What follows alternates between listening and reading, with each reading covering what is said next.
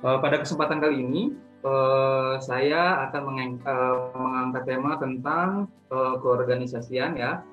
Bagaimana tips atau cara menjadi seorang fisioterapis yang visioner ya. Visioner dalam arti mampu membaca kondisi atau isu-isu terkini yang sedang hangat-hangatnya menjadi sebuah peluang ya, yang tentunya akan bernilai positif untuk organisasi dan profesi kita ke depannya.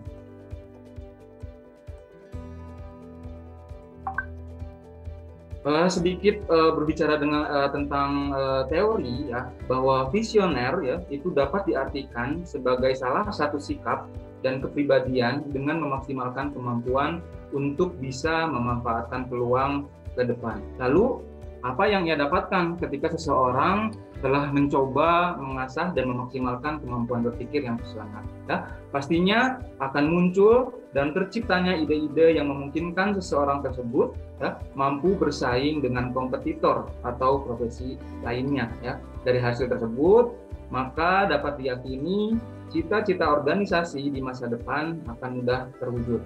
Nah, apa sih yang menjadi cita-cita paling utama dari organisasi profesi kita ya, dari Pervi gitu ya? Cita-cita yang paling utama dan sering sekali kita kita kampanyekan bahwa yang paling utama yang menjadi cita-cita atau impian kita adalah kemandirian. Nah, dan ini juga bukan hanya menjadi cita-cita atau impian dari organisasi profesi kita saja ya. Kita sebagai fisioterapi Indonesia pun memiliki impian dan cita-cita yang sama ya, yaitu kita bisa mandiri ya, kita bisa merdeka untuk bergerak ya, merdeka untuk bermanfaat dan juga merdeka untuk bermartabat ya. Seperti yang kita ketahui bahwa sampai saat ini keberadaan kita fisioterapi itu masih bila kita bandingkan dengan fisioterapi dunia, fisioterapi Indonesia sedikit terhambat ya dalam hal kemandirian. Namun tentu saja cita-cita tersebut bisa kita capai ya, bisa kita capai dengan catatan harus mendapatkan dukungan dari kita semua ya, anggota Pervi dan juga komitmen ya, serta pengurus-pengurus organisasi Pervi yang tersebar di Indonesia. Lalu bagaimana caranya agar kita mengasah dan memaksimalkan agar pola pemikiran kita menjadi seseorang yang visioner atau menjadi fisioterapi yang visioner ya. Dari sumber yang saya dapatkan ada 5 cara utama ya, bagaimana kita menjadi seorang fisioterapi yang visioner ya, yang mampu dengan cepat menangkap situasi ya dan isu-isu terhangat yang belakangan ini menjadi perhatian dunia misalnya ya. Salah satunya adalah misalnya peristiwa global atau pandemi COVID-19 ya. Dan kita mampu berkolaborasi dengan multidisiplin ilmu dan profesi lainnya ya. Ada cara atau tips bagaimana kita menjadi fisioterapi yang visioner. Yaitu yang pertama, kita harus pintar menjalin hubungan yang baik ya. Menjalin hubungan yang baik ke siapa gitu ya, bukan hanya kepada masyarakat ya umum tentunya, bahwa kita pun harus pintar menjalin hubungan baik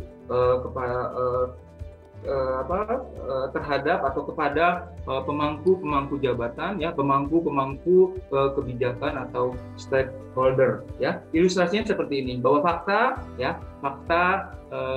di lapangan, dan ini merupakan fakta seperti yang disampaikan oleh Ibu Sri, bahwa ketika masyarakat kita jelaskan tentang fisioterapi, maka mereka kebanyakan gitu belum memahami tentang apa sih fisioterapi gitu ya. Lalu apa sih kompetensi fisioterapi? Nah, di sini ilustrasi di sini menggambarkan bahwa kita mempunyai PR yang besar ya, PR yang besar untuk segera menjalin hubungan yang baik terhadap masyarakat dan juga stakeholder ya. Tanpa menjalin hubungan yang baik ya dan kepercayaan, maka kita tidak akan bisa mencapai hal-hal yang ingin kita capai gitu ya. Kita ingin mengkampanyekan atau kita ingin memberitahu bahwa fisioterapi kemampuan atau kompetensinya seperti ini. Tapi ketika kita tidak menjalin hubungan yang baik ya, tidak menjalin komunikasi yang baik, baik itu ke masyarakat, ke stakeholder, maka tujuan atau tujuan utama ya, impian dan cita-cita utama kita untuk menjadi mandiri maka akan sulit untuk kita capai. Namun ketika kita bisa menjalin hubungan yang baik ya, dan kita memberikan kepercayaan bahwa kita mampu sesuai dengan kompetensi yang kita miliki, maka tujuan ya atau cita-cita dan impian kita untuk menjadi profesi yang mandiri di Indonesia akan segera tercapai. Itu yang pertama. Lalu yang kedua, kita bisa membangun sebuah nilai ya. Cara bagaimana seorang fisioterapi untuk mampu membangun sebuah nilai adalah dengan mengetahui apa yang klien atau pasien butuhkan dan inginkan ya. Lalu bagaimana cara kita mengetahui apa yang diinginkan dan dibutuhkan oleh klien ya? Caranya adalah seorang fisioterapi harus mampu dengan cepat membaca ya dan menangkap situasi dan kondisi yang sedang viral ya. Terlebih problem tersebut menjadi problematik global ya. Ketika seorang fisioterapi sudah mampu menangkap dan membaca tentang isu-isu terhangat yang terjadi belakangan ini ya terutama menjadi problematik global ya, misalnya terkait dengan pandemi COVID ya, COVID-19 atau dan non COVID ya, maka tugas kita selanjutnya adalah menggali atau mencari informasi sebanyak-banyaknya ya tentang ilmu-ilmu atau tentang hal-hal yang berkaitan tentang penanganan atau manajemen dari berbagai sumber rujukan yang bisa dipercaya ya, yang bisa dipercaya. Dengan begini apa yang dibutuhkan dan yang diinginkan oleh seorang penyintas ya, penyintas COVID ya, yang dari yang menurut sumber dari 10 penderita COVID itu 1 diantaranya mengalami long COVID ya. Maka ketika kita mengetahui atau menangkap atau membaca yang dibutuhkan oleh seorang penyintas dalam melakukan aktivitas sehari-harinya, maka kita sudah bisa membangun sebuah nilai. Maka penyintas atau klien ya yang mengalami dalam aktivitas disabilitas setelah mengalami COVID, mereka akan memberikan kepercayaan penuh ya untuk memberikan kepercayaan penuh problematik atau masalah dari gerak dan fungsinya kepada fisioterapi ya, karena mereka meyakini bahwa kita fisioterapi telah mengetahui ya, telah membaca dengan baik dan benar apa yang mereka butuhkan, dan usaha ini menjadi poin yang kedua ya dalam membangun sebuah nilai ya. Membangun sebuah nilai ini saya anggap penting. Mengapa? Karena kepercayaan yang akan diberikan kepada masyarakat ya tentunya dan nantinya juga akan berimbas kepada pemangku kebijakan ya, stakeholder. Maka apa yang menjadi cita-cita kita atau impian kita di awal itu akan dengan mudah kita capai, kita peroleh ya. Lalu yang ketiga, bagaimana sih seorang tips atau cara fisioterapi untuk menjadi fisioterapi yang visioner ya. Di poin ketiga ini bukan hanya bagaimana cara kita mengatasi hambatan ya, adalah dengan bukan hanya memberikan banyak nilai atau memberikan memberikan banyak nilai, artinya memberikan kepercayaan kepada masyarakat, kepada pasien, dan juga membangun hubungan baik ke semua pihak ya. Bukan hanya banyak, tapi juga harus konsisten ya, harus bisa konsisten. Artinya yang kita berikan, yang kita tebarkan, yang kita bangun nilai-nilai, yang kita jalin hubungan baik itu tidak hanya kuantitasnya banyak, artinya ya banyak, tetapi juga kualitasnya juga harus konsisten. Nah, kedua poin ini yaitu pintar dalam menjalin hubungan yang baik dan juga bisa membangun sebuah nilai, itu ternyata menjadi solusi atau menjadi jawaban agar kita bisa mengatasi hambatan, ya, hambatan.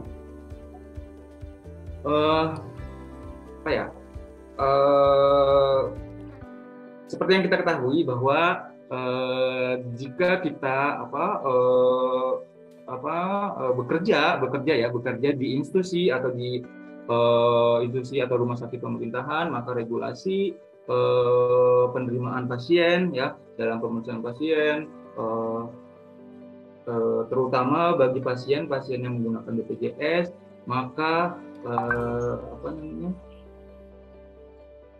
sistem one gate control, ya, itu masih berlaku, dan ini menjadi hambatan kita dalam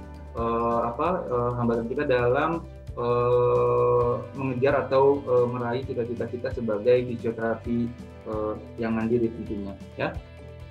Dan ini menjadi hambatan. Namun ketika kita bisa menjalin hubungan dengan baik, ya, baik kepada masyarakat, kepada pasien, stakeholder, direktur rumah sakit dan layanan, semuanya gitu, kita menjalin hubungan dengan baik, lalu kita bisa membangun sebuah nilai, kita berikan kepercayaan bahwa fisioterapi merupakan profesi yang berkompeten di bidang gerak dan fungsi, maka akan dengan mudah mengatasi hambatan-hambatan yang salah satunya adalah sistem one gate control tadi.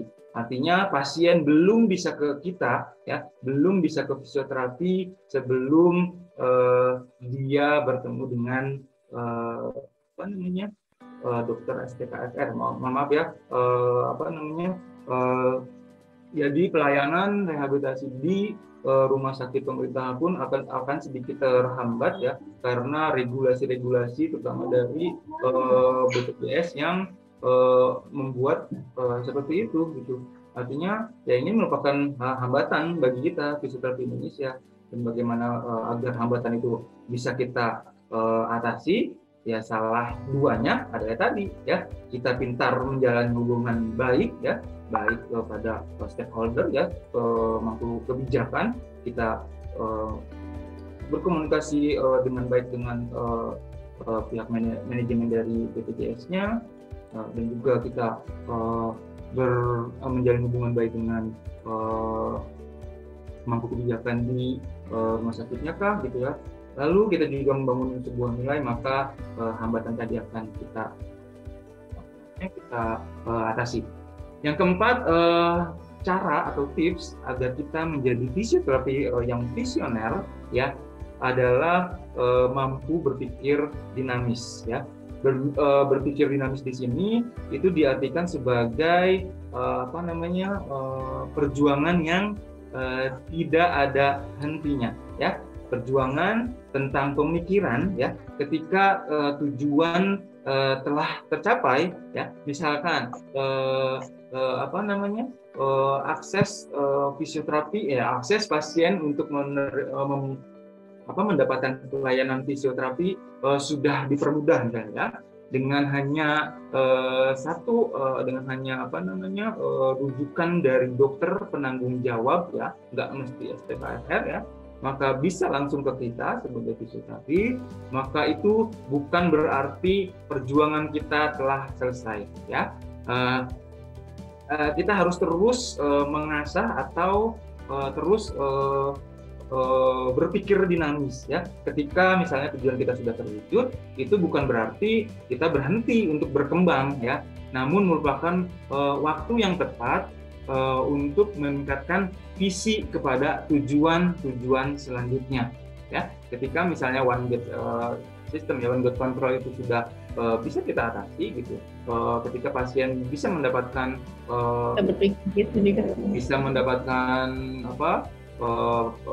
akses pelayanan fisioterapi yang mudah, ya, terutama di rumah sakit pemerintahan, ya, itu bukan bukan berarti perjuangan kita telah selesai ya.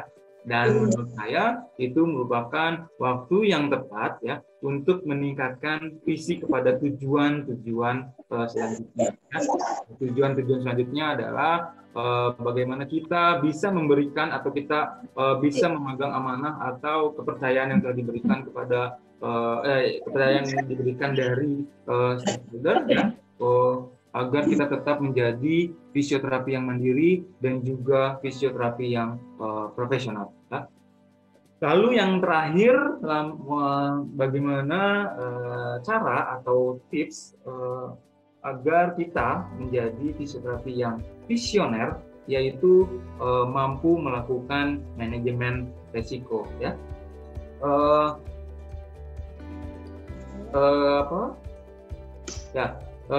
Seorang fisioterapi ya yang visioner itu harus mampu menguasai manajemen resiko. Ya, manajemen risiko ini merupakan proses mengidentifikasi, ya, menganalisis, mengevaluasi, mengendalikan, dan berusaha menghindari atau meminimalkan bahkan menghilangkan risiko yang tidak dapat diterima.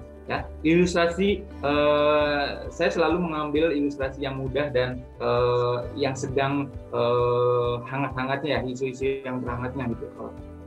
Kita ambil misalnya ilustrasi ketika fisioterapi memberikan latihan atau exercise kepada pasien atau klien dengan long COVID misalnya ya, karena ini merupakan isu-isu yang lagi hangat-hangatnya ya, maka ketika kita memberikan latihan atau exercise kepada klien tersebut ya, sebagai fisioterapi yang visioner, dia harus mampu menguasai manajemen risiko ya. Tadi dia harus mampu menguasai proses identifikasi ya, menguasai analisisnya ya, lalu mengevaluasi, kalau bisa mengendalikan dan berusaha menghindari atau meminimalkan bahkan menghilangkan risiko yang bisa diterima oleh pasien long COVID ya terhadap latihan atau exercise yang kita berikan ya, atau treatment lainnya yang kita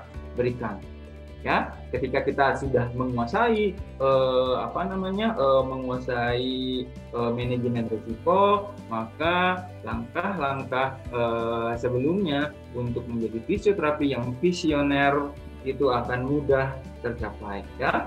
Jadi di poin kelima ini saya menekankan bahwa selain kita memberikan memberikan latihan atau exercise kepada klien atau pasien, itu bukan hanya karena kita mengikuti teman misalnya, atau ini pernah ini saya berikan yang ini ternyata bagus loh gitu. Jadi bukan karena hasil yang diperoleh itu bukan karena pengalaman, tapi harus berdasarkan evidence based practice. Jadi berdasarkan hasil-hasil penelitian. Nah, dengan kita memegang EBP tersebut, maka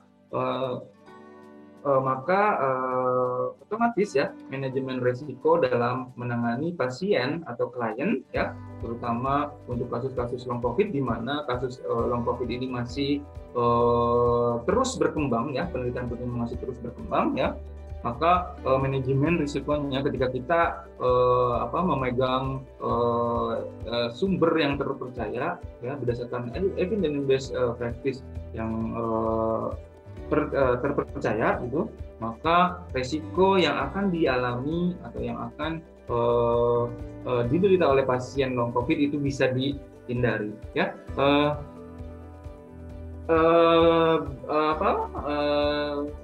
Tadi 5 cara atau tips bagaimana fisioterapi agar menjadi fisioterapi yang visioner.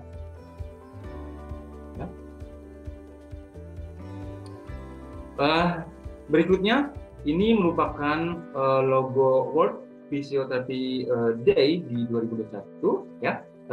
Seperti yang kita ketahui bahwa hari ini ya kita sudah memasuki tanggal 4 di bulan September ya.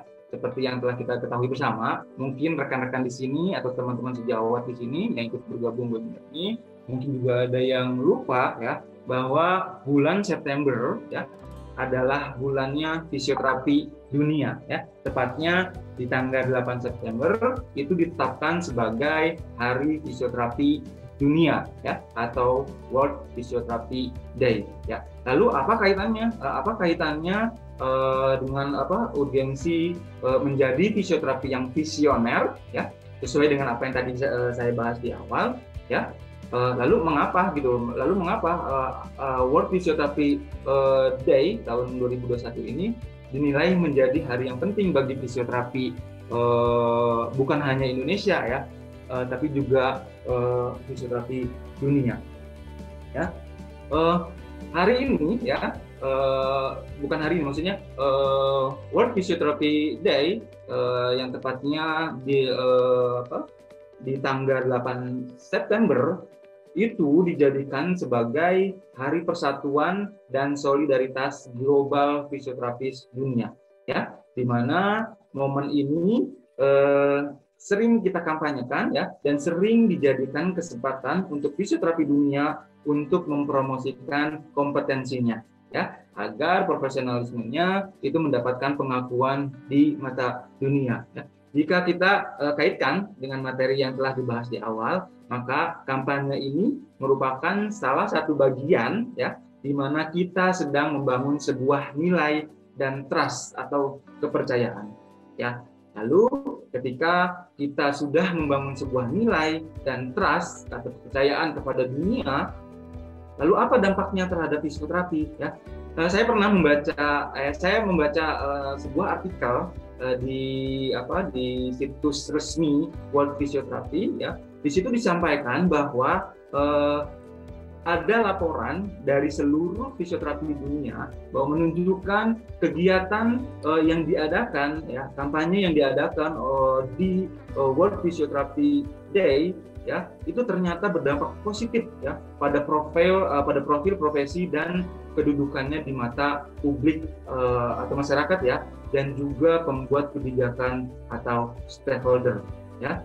Maka alangkah bijaknya kita mampu memanfaatkan momen ini ya untuk kita membangun sebuah nilai ya, agar apa yang kita impikan ya, apa yang kita cita-citakan bersama menjadi profesi yang mandiri itu akan mudah ya tercapai ya. Jadi kita harus memanfaatkan momen di tanggal 8 September besok ya, yang bertepatan dengan Hari Fisioterapi Dunia. Ya. Lalu yang akan menjadi fokus pada Hari Fisioterapi Sedunia ya pada tahun 2021 ini adalah tentang long COVID dan rehabilitasi ya, serta peran fisioterapis dalam pengobatan dan penanganan bagi penyintas atau pasien yang terkena long COVID ya. Bahkan World Physiotherapy ya telah menerbitkan paper atau makalah ya tentang pendekatan rehabilitasi yang aman untuk penderita pasca COVID dengan gejala menahun ya, yang isinya adalah berupa aktivitas fisik dan latihan. Ya, yang ini di mana makalah atau paper ini ya bisa kita jadikan pegangan ya sebagai sumber yang berasal dari seluruh komunitas global ya, seluruh komunitas global dunia ya yang tergabung dalam long COVID dan fisioterapi ya, dan juga penulisnya juga ada fisioterapis dunia ya, fisioterapi yang tersebar di dunia, lalu organisasi-organisasi ya, praktik klinis interdisipliner dan akademisi yang telah berkolaborasi untuk mengidentifikasi tentang pendekatan rehabilitasi yang aman untuk penderita pasca COVID dengan gejala menahun ya, atau yang dikenal dengan long COVID ya. Rekan-rekan teman sejawat bisa mendownload paper atau makalahnya di situs resmi World Physiotherapy ya.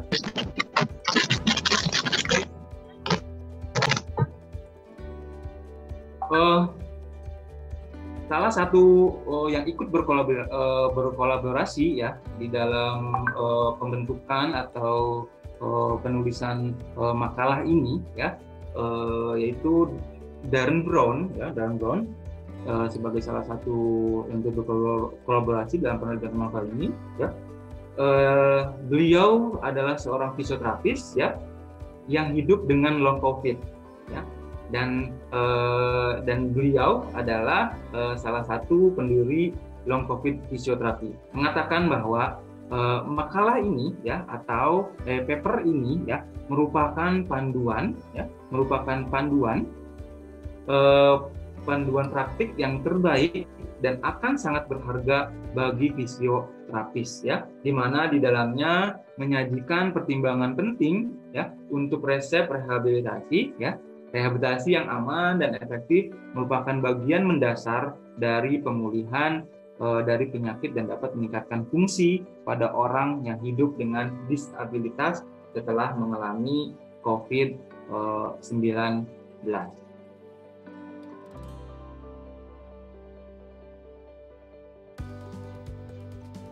Lalu apa sih yang dimaksud dengan long COVID itu ya?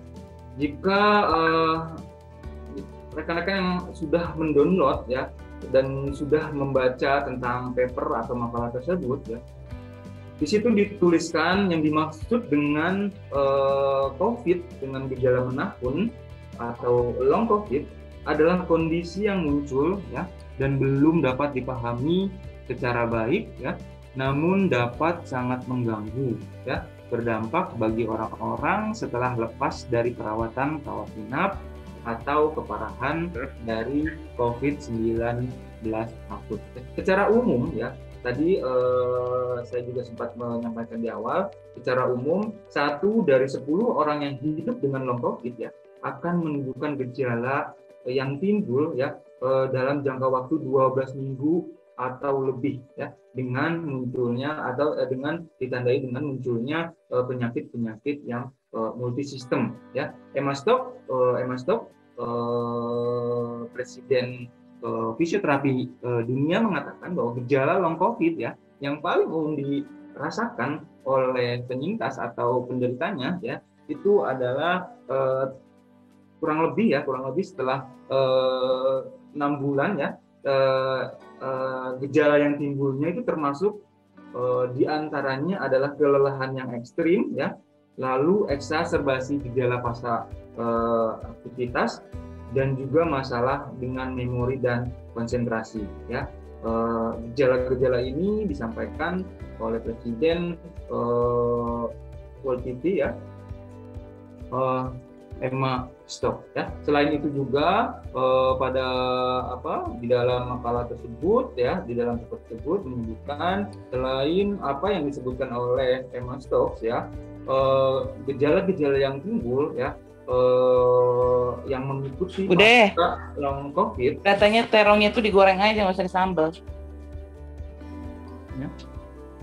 Gejala-gejala yang timbul setelah mengalami COVID-19 ya, atau long COVID itu diantaranya ya, selain disebutkan oleh Emma Stock ya, adanya gangguan fungsi jantung ya, penurunan saturasi oksigen dan juga disfungsi otonom dan intoleransi ortostatik.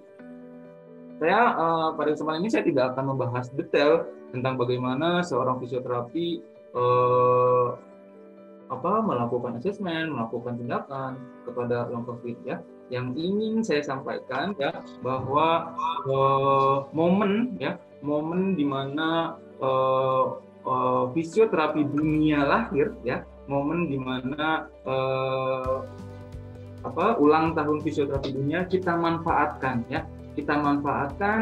untuk memberikan tadi sebuah nilai dan trust kepada masyarakat dunia, begitu ya. Jika teman-teman ingin lebih mengetahui lebih detail tentang bagaimana kita menangani pasien dengan long COVID ya, penanganan fisioterapi tentunya itu bisa teman-teman download ya dan juga baca di situs laman resmi di World itu. Oke. Eh, Tercatat juga ya, sampai bulan April di tahun 2021 ya, WHO ya, Organisasi Kesehatan Dunia menyatakan bahwa secara global ada lebih dari 134 juta kasus ya COVID-19 yang terkonfirmasi ya, dan 3 jutanya itu mengalami kematian. Ini merupakan laporan yang didapat dari Organisasi Kesehatan Dunia atau WHO ya. Yang kami sayangkan, sayangkan, data global yang ada ya, yang ada sampai saat ini ya, itu hanya berfokus pada angka kematian ya, angka kasus kejadian yang terkonfirmasi, dan juga angka-angka tentang vaksinasi ya. Sampai saat ini saya mungkin teman-teman nanti bisa share di sini, saya belum mendapatkan data global ya tentang morbiditas ya atau kecacatan akibat COVID-19 yang masih belum saya temukan ya. Mungkin nanti bisa share ya, seberapa banyak sih gitu, seberapa banyak seseorang yang telah terkonfirmasi dan dinyatakan negatif ya COVID-19, lalu dia mengalami mobilitas atau kecacatan akibat COVID-19, dan data itu masih belum ditemukan ya. Mengapa? Karena ini terkait dengan urgensi ya, urgensi kita untuk ikut terlibat ya, berkolaborasi dengan multidisiplin ilmu dan profesi yang lainnya ya.